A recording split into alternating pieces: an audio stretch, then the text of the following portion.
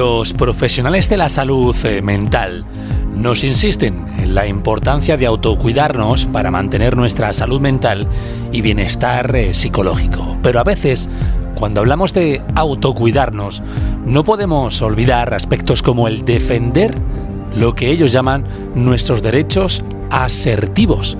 Vamos, poner límites, decir no, no estar siempre disponibles.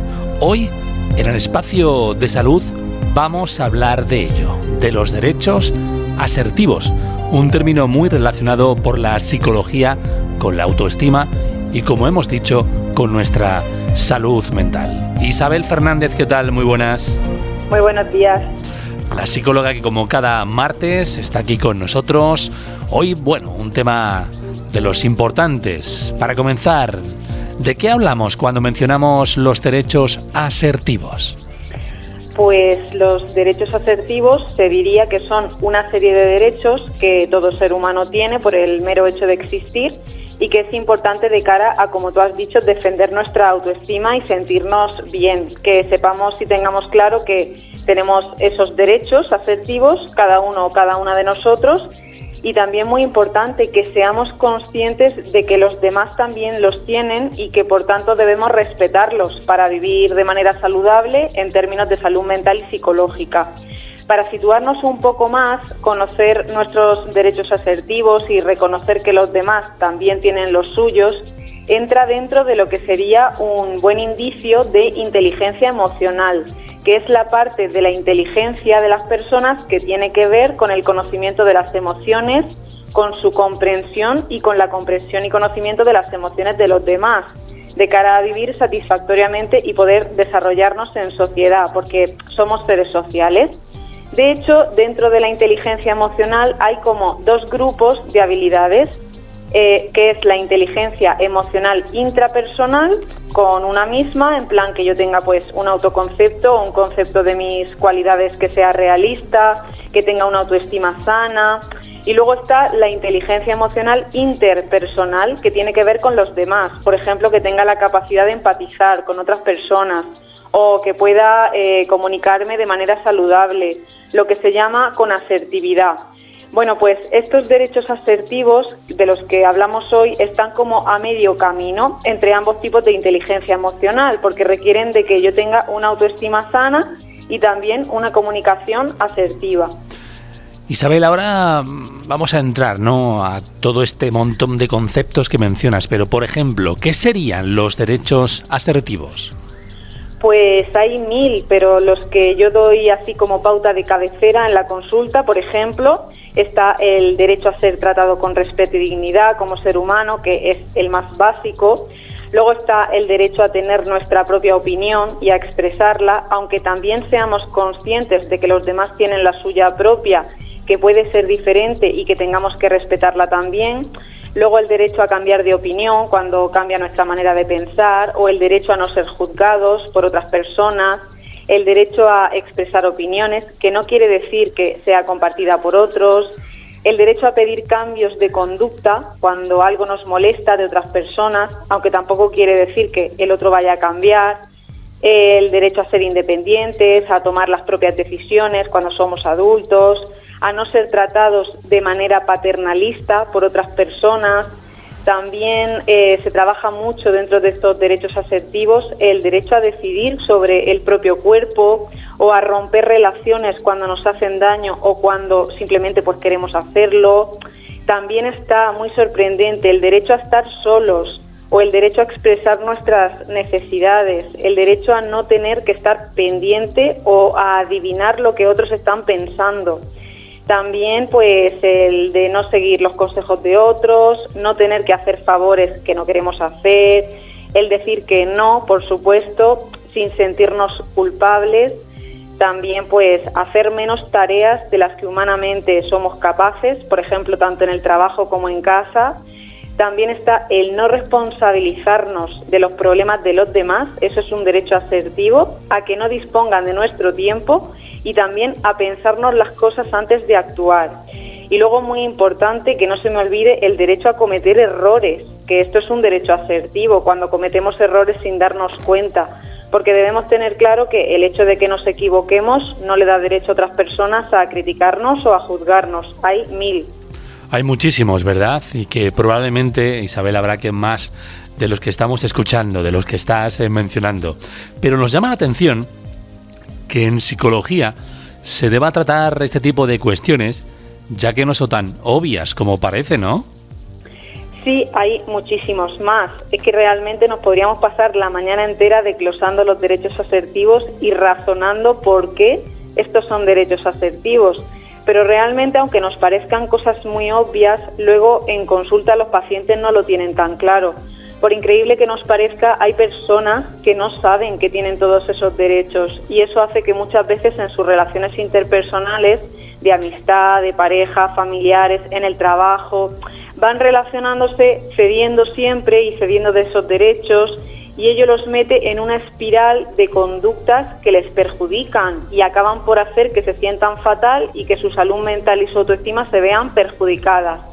Por ejemplo, hay personas que no saben muy bien que pueden decir que no cuando les piden un favor y que como creen que siempre tienen que estar por los demás y satisfacer siempre los deseos de otros, con tal de no sentirse culpables, pues allá que se embarcan a todo lo que otros les piden.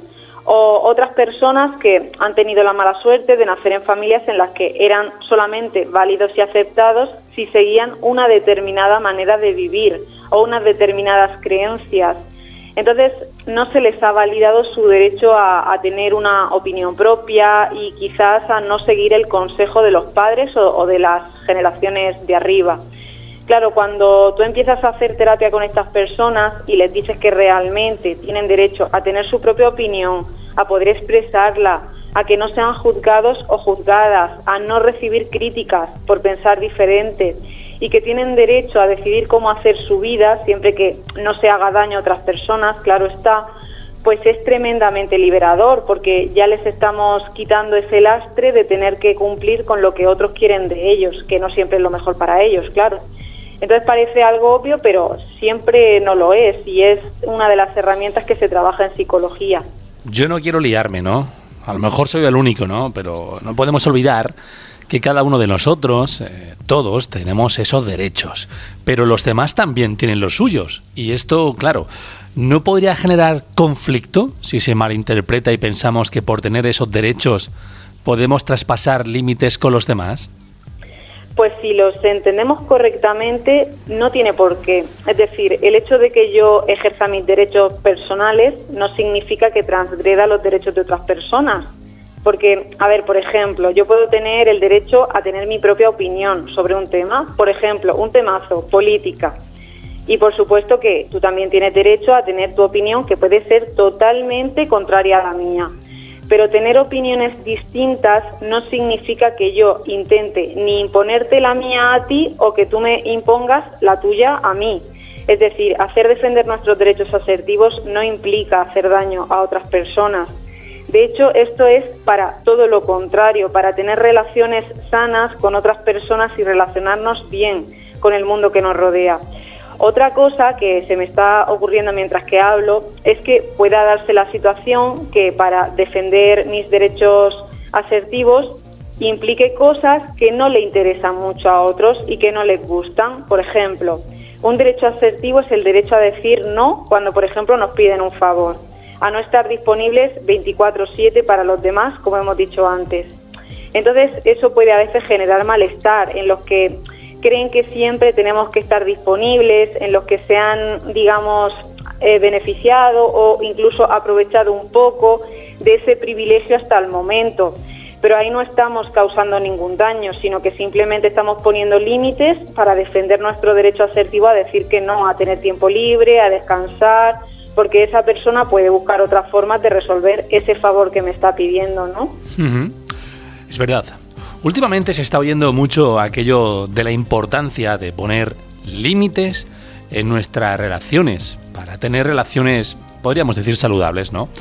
¿Ese poner límites tiene que ver con los derechos asertivos? Sí, porque a veces para que se respeten nuestros derechos asertivos debemos poner límites en nuestras relaciones. Por ejemplo, si yo tengo el derecho a que se me respete con dignidad y a que no se critique mi opinión y otra persona llega y traspasa ese derecho mío, yo debo poner un límite, por ejemplo, o decirle a esa persona que deje de hacerlo porque eso me molesta, y si continúa haciéndolo, pues puedo alejarme de esa persona, ya sea físicamente o emocionalmente. Porque también tenemos derecho a elegir con quién nos relacionamos y con quién no.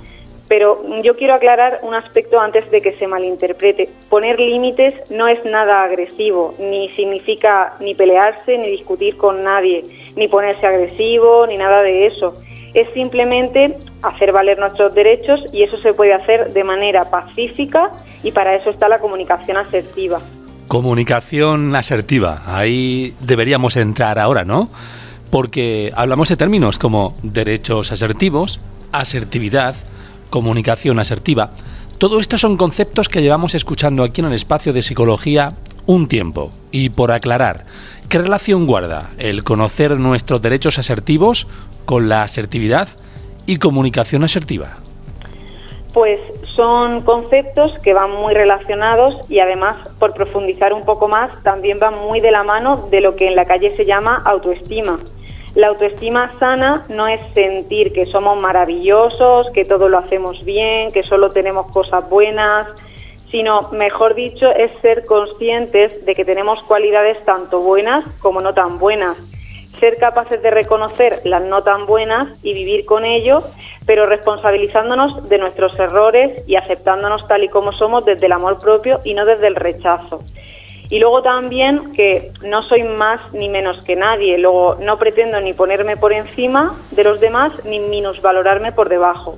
Entonces esta autoestima sana va relacionada con los derechos asertivos y la comunicación asertiva, porque cuando yo tengo una autoestima sana y me valoro, me reconozco mis derechos asertivos y también reconozco que los demás pues tienen los suyos. Entonces soy capaz de darme cuenta de si alguien me transgrede un derecho mío o intenta saltárselo, y entonces soy capaz de poner límites.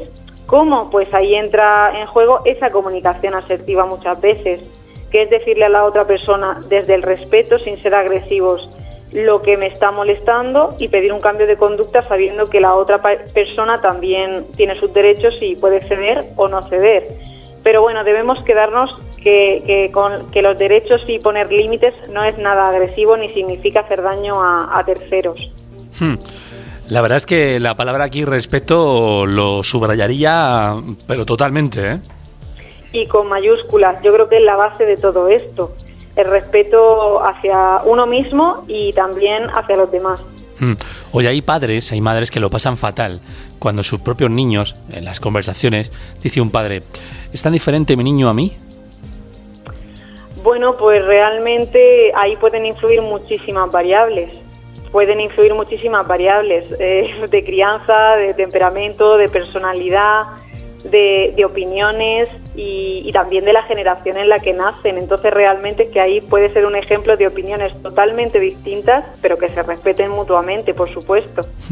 El decirte esto, no, el comentarlo así por encima, porque cuando hablábamos de respeto, si realmente un padre y una madre opina eso de un hijo, ¿no?, normal y corriente, se vea que se le baja un poquito la autoestima de ver que su niño es diferente, pero lo respeta, ¿por qué no respetar a los demás, aunque no sean familiares? Claro, esto es algo que tenemos que aplicar en relaciones tanto de vínculo muy cercano, como son la relación paterno-filial de padres e hijos, como en relaciones que pueden ser lejanas, tipo en el vecindario, con compañeros de trabajo, con relaciones más lejanas. Esto son tips de convivencia a nivel de sociedad, a nivel general. Los derechos asertivos, lo que hoy hemos puesto sobre la mesa en nuestro espacio de salud desde el punto de vista psicológico. Aprender, ¿no?, a poner límites. Isabel Fernández, la psicóloga que nos cada semana charla, dialoga, manifiesta con nosotros para aprender mucho más. ¿Dónde podemos localizarte con este tema o con tantos y tantos que ponemos aquí sobre la mesa? Pues bueno, ya sabéis que nos encontramos en la consulta de psicología de Policlínica Cejín y también en las redes sociales y en la página web de Isabel Psicología para este tema y el que queráis consultarnos. Isabel Fernández, un auténtico placer. Gracias como siempre y hasta la próxima semana. Muchas gracias. Hasta el martes que viene.